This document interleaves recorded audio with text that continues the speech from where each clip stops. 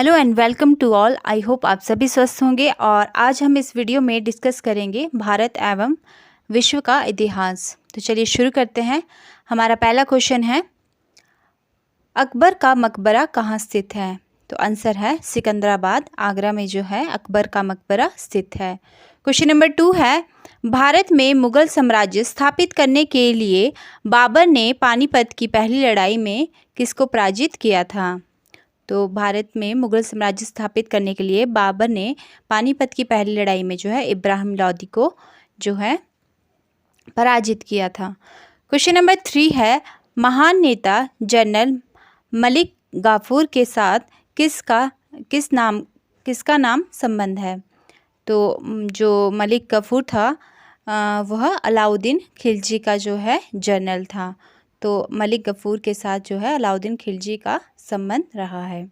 Question number 4 है, कौन भारत का पहला गवर्नर था? तो विलियम बेंटिक जो है भारत के पहले गवर्नर थे। क्वेश्चन नंबर 5 है, भारत छोड़ो आंदोलन की शुरुआत कब हुई थी? तो 8 अगस्त 1942 को जो है भारत छोड़ो आंदोलन की शुरुआत हुई थी। क्वेश्चन नंबर 6 है, लगभग 1420 ईस्वी में विजयनगर पहुंचने वाला पहला वेनिस का यात्री था? तो निकोला डी कोंटी जो है 1420 ईस्वी में विजयनगर पहुंचने वाला पहला वेनिस का यात्री था।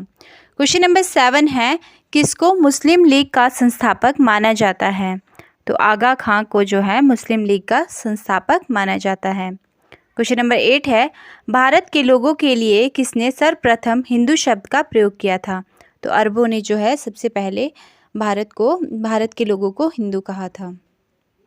क्वेश्चन नंबर 9 है, टीपू सुल्तान के पिता का क्या नाम था? हैदर अली जो है टीपू सुल्तान के पिता का नाम था। क्वेश्चन नंबर 10 है, किसके नाम युवा बंगाल आंदोलन से संबंधित है?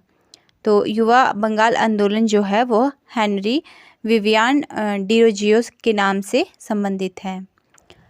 क्वेश्चन नंबर 11 है, किसने इनकलाब जिंदाबाद का नारा बुलंद किया था? तो भगत सिंह ने जो है इनकलाब जिंदाबाद का जो नारा है वह बुलंद किया था। क्वेश्चन नंबर 12 है, किसके शिक्षण ने फ्रांसीसी क्रांति को प्रेरित किया था? तो रूसो ने जो है फ्रांसीसी क्रांति को प्रेरित किया था। क्वेश्चन नंबर 13 है, उत्तरी ध्रुव किसने खोजा? तो रॉबर्ट पियरे ने जो है उत्तरी ध्रुव को खोजा था। क्वेश्चन नंबर 14 है, विश्व का सबसे पुराना ग्रंथ है? तो विश्व का सबसे पुराना ग्रंथ ऋग्वेद है। क्वेश्चन नंबर 15 है, त्रिपिटक पवित्र पुस्तकें हैं? तो बौद्ध धर्म की जो है पवित्र पुस्तकों को त्रिपिटक कहा जाता है। क्वेश्चन नंबर 16 है, किन उत्सवों में नौका दौड़ एक विशेष आकर्षण होता है? तो ओणम उत्सव में जो है जो कि केरल में होता है उसमें नौका दौड़ एक विशेष आकर्षण का केंद्र होता है। क्वेश्चन नंबर 17 है, अष्टध्यायी के लेखक कौन हैं? तो पन्नी जो है वो अष्टध्यायी के लेखक हैं। क्वेश्चन नंबर 18, राजा रवि वर्मा का नाम संबंध रखता है? तो वह संबंध रखता है चित्रकला से। क्वेश्चन नंबर 19 है, प्रसिद्ध सिंधु घाटी सभ्यता स्थल लोथल कहाँ है? तो जो लोथल है वो आज भी जो है सिंधु घाटी सभ्यता का लोथल स्थान गुजरात में स्थित है। क्वेश्चन नंबर 20 है, किस शब्द का प्रयोग सिंदौन के नाम से ग्रीक लोगों ने प्रयोग किया था? तो कपास के लिए जो है ग्रीक लोगों ने सिंदौन नाम का प्रयोग किया था। क्वेश्चन नंबर 21 है, भारत के मूल निवासी आदि वैदिक काल में किस नाम से जाने जाते थे? तो जो भारत के मूल निवासी थे उन्हें वैदिक काल में जो है दासियों नाम से जाने जाते थे। क्वेश्चन नंबर 22 है, जिंदा पीर के नाम से जाना जाता था? तो औरंगजेब को जो है जिंदा पीर के नाम से जाना जाता था।